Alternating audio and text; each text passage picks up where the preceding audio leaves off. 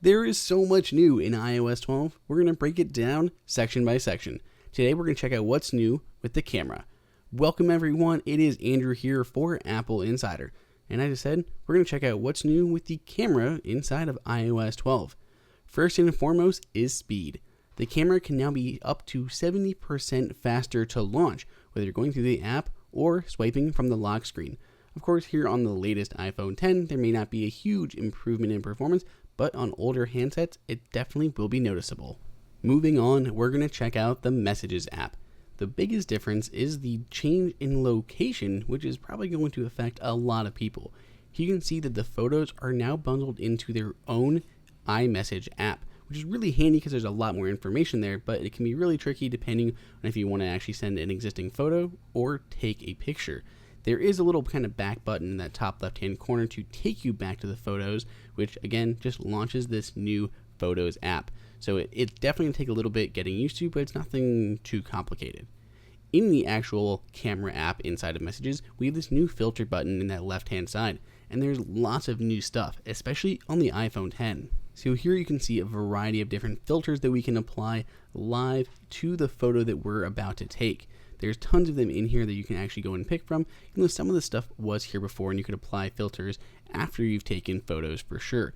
But we also have a bunch of really cool new other effects, including things like text, shapes, there are sticker packs that you can tie in there, there's all these different text bubbles. So say we do this thought cloud, we can type something into it.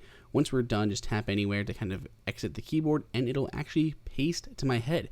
Now as I move, it uses that true depth camera to follow my face around and keep that positioned right above my head.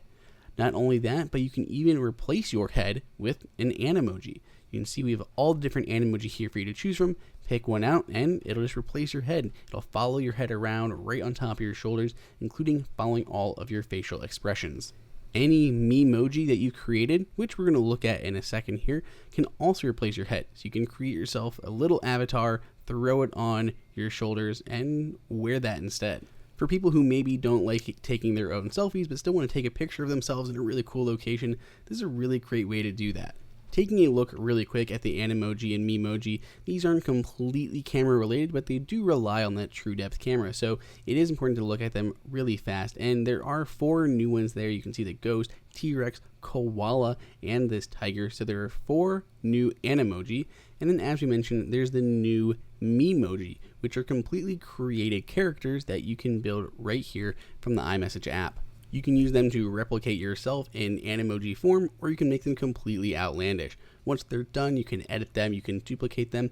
There's endless possibilities for the customization of these guys, and we wouldn't be surprised to see Apple add additional customization options in the future. Definitely check out our standalone video if you want to learn about the new Memoji and Animoji. Whenever you're taking portrait photos and you have the portrait lightings come up, those should look better here in iOS 12. They definitely do a little bit of a better job lighting your photo and separating you from your background. That's another big improvement. We actually have a new developer API, and it'll actually break down the photo layers, separating the subject from the background and allowing them to do even more. So basically we should see more developer support for portrait photos and other similar features coming soon after iOS 12 releases. We saw a few minor changes with the way it handles QR codes, including a new QR code shortcut to the actual 3D touch menu of the camera app and inside of Control Center. You can just tap those and get in there to scan a QR code, though of course you don't have to do that. You can still scan a QR code just by opening up the camera app. Are you guys excited for iOS 12? Let us know what you guys think down below, and check out all of our other videos and all the great features coming to iOS 12. If you enjoyed this video, like it and hit that subscribe button. Also, check out our price guide, which makes it extremely easy to find the best deals on Apple products updated daily. Be sure to follow us on social media, and we'll see you in the next video.